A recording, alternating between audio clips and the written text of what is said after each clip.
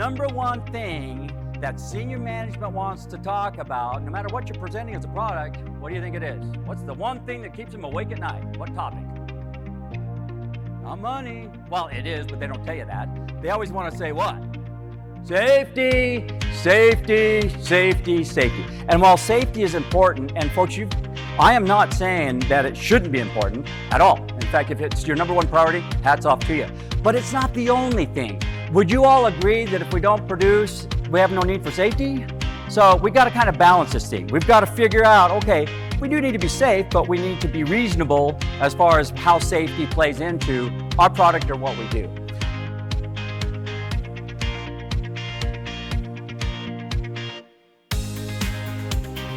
We know about mistakes. Now, again, I'm going to reiterate some basics here, so hang with me for just a couple of slides. But folks, what do we know about errors and mistakes? Who makes errors and mistakes? Everybody makes errors and mistakes. Everybody makes errors and mistakes. Do you agree that procurement's got to go right? Would you agree that research has got to go right, or quality assurance and NQA1 standards has got to go right? The same philosophy. Now, if you haven't seen Todd's slide, and I'd be surprised if you haven't, he even mentioned the words this morning, but he didn't show the slide. I show a little clip of him at the beginning of my class, and basically what he talks about is seat belts and car safety and all that.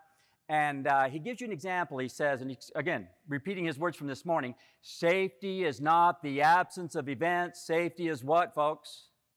The presence of controls and defenses, right? You can take safety out of that sentence and put anything you want in there as far as your particular directorate or you live in. Would you agree that quality is not the absence of quality-related unwanted outcomes? Quality is the presence of controls and defenses. Would you agree with that statement? Would you also agree with good science is not the absence of science-related unwanted outcomes? Folks, it doesn't matter what you put in there. So here's the good news. The good news is you already got the foundation. You already got the philosophy. All you got to do is just change the wording in the slide, and it applies just as much to chemists or engineers or procurement as it does to anybody else. Let's assume a train is coming at high speed. So if you cross that track, folks, there's going to be an unwanted outcome. There's going to be an incident or an event. Now, why would number one be considered such low resiliency as far as preventing someone from crossing the track at the right time?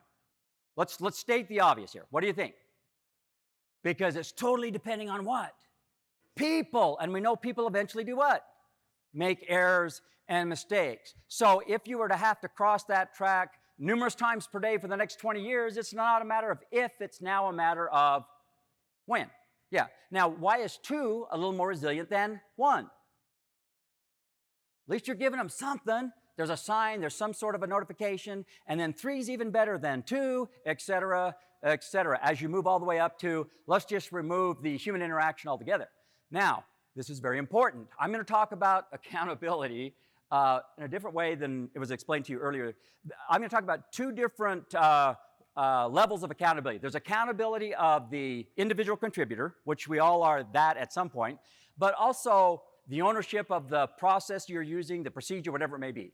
Now, this tree that you're looking at, the resiliency tree, this is the responsibility of anybody who owns a process. If you own lockout, tagout, you need to apply this. If you own procurement, you need to apply this. You need to look at your process, and we're going to talk about critical and risk important steps. But if you look across the bottom, if you have anything that meets the definition, and I'll give you my definition in a minute of critical and risk important, then folks, you should be trying to insert defenses and controls like Todd talks about in his video that are appropriate. Now, do we always want to get it to a 5? Oh, we'd love to, but that's the perfect world, the ideal world. Most people don't live in the ideal world. So for those of you, and my background was commercial nuclear power plants. So folks, I was a rad contact, health physics, if you understand that at all, renter-techer for quite a while. And you'll know where I'm stealing this. But the guidance document I have on this is once you've determined your critical and or risk important steps, you look at your current level of resiliency. What did you provide to the user of the procedure? What did you provide to the person you're giving your product to, whether it's knowledge, whether it's understanding of how to use a tool, and then get your resiliency to as high as reasonably achievable. Now, the reason I know you can do that is because we've been doing it in the nuke environment forever, but we call it as low as reasonably achievable as far as radiation exposure. So you look at your critical risk important steps. I'm going to walk you through all this with an exercise. You look at your current resiliency. Are you really as high as reasonably achievable? And then you move it up. Unwanted outcome.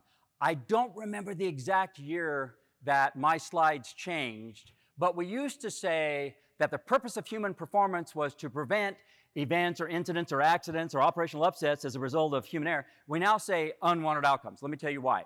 If you look at unwanted outcomes, and I have yet to have anybody convince me to change my terms, but I'm more than willing to if you do, folks, we're in the business of preventing any error or mistake that could result in 1, injury. Safety will always be on our list.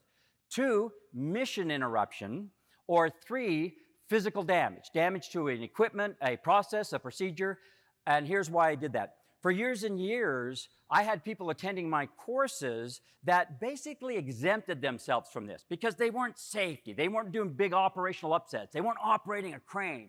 They weren't valving things in or valving.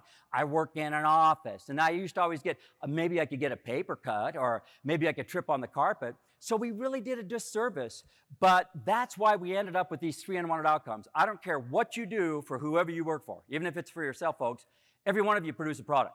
Every one of you produce a product. If you didn't produce a product, they wouldn't be paying you or they wouldn't be asking you to do that. So we had an organization that I did some work for that their human resource group sent an offer to the wrong candidate. Now, this was a government facility, and the law is, and they didn't realize it for a little while. So this candidate had already given notice at his current job, put his house on the market. And then they had to call him back. Anybody want to make that phone call? They tried to soften the blow by saying, man, I'm so sorry. We sent this to you accidentally, but you're number 2. Do you think that got rid of the lawyers? Anybody want to talk about lawsuit?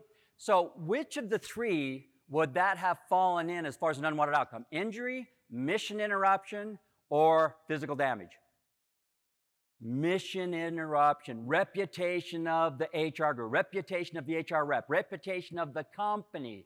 It was huge. We also had a procurement issue where, again, back to a DOA facility, because that's what I studied for quite a while, is they actually had sent out a RFP, request for proposal, granted it to a company. They came in and built this thing, whatever it was, paid them $1.2 million, somewhere in that figure. They, through that whole process, forgot to get their customer's approval. That goes by the term of Department of Energy. Folks, if you want to piss off the Department of Energy, spend $1.2 million without their approval. So, as many of you may or may not know, in these national labs, you have a main contractor. The company begins with a B and ends with a TEL, but I can't tell you who they are. But anyway, guess who had to pay that bill? It wasn't DOE. Which of these 3 does it fall under? Injury, mission interruption, or physical damage?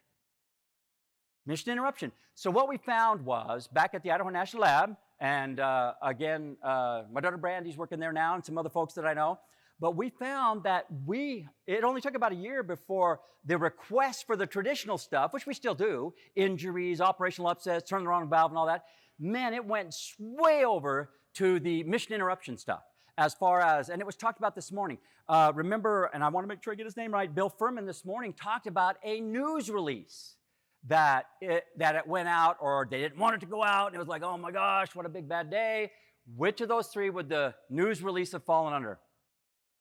It's amazing. So folks, the reason, again, for these terms, I don't care what you do. I don't care what your employees do. There's not a person yet, and I will stand corrected if you can give me an example, there's not a person yet that when they explain their job to me, that they don't have an opportunity to affect one of these 3 things. Your job can either result in an injury, mission interruption, or a physical damage, whether it's the facility, the driver, the sample, whatever it is. Companies, Domtar, paper. This is Eric Ashby. And if you think I talk fast or Joe talks fast, holy crap. He's up in Quebec, French-Canadian, and love this man to death. But he's the plant manager of Domtar's largest plant that they own. This thing is huge.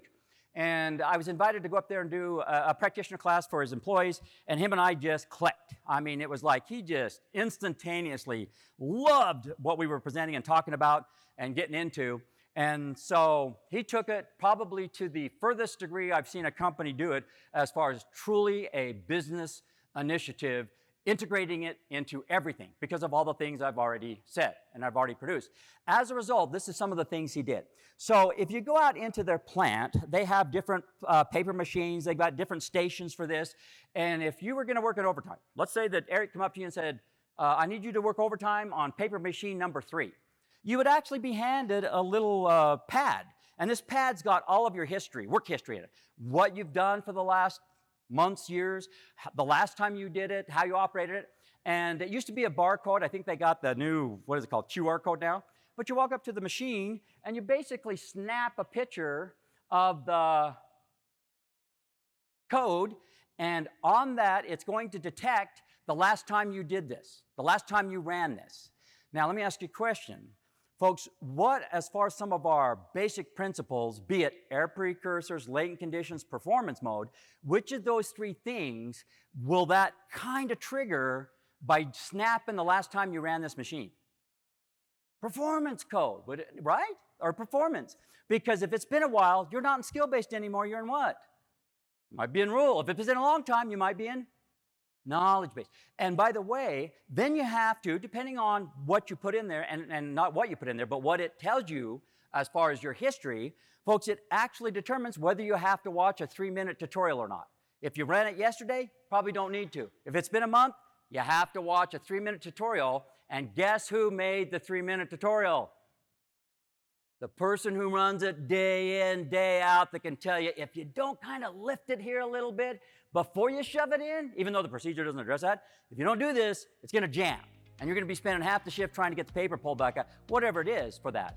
Now, blew my mind as far as what they've done with this, as far as the process. Now, I don't want to oversell this. Do they still have issues and concerns? Absolutely. But Eric just took this to the next degree. But he did so well with this that his team was awarded Montreal's Best Business Practice at the trade show for implementation of, then we called it Human Performance Improvement integration. Not only did they win it the first year, they won it the second year. Managing human error through human performance improvement, which garnered the prestigious award that they basically call the Gold Award for the second year. It was actually a quality-related thing, but they recognize you for business improvement in all you do. So the good news is, it's been done before. You're not going down a path that hasn't been done. Now, not a lot of companies have taken this on yet. Some of you intuitively knew this from the very beginning. When you were introduced to this philosophy, you knew it applied to everything. Some of us applied it to safety, and that's a great place to start. But again, much bigger than that.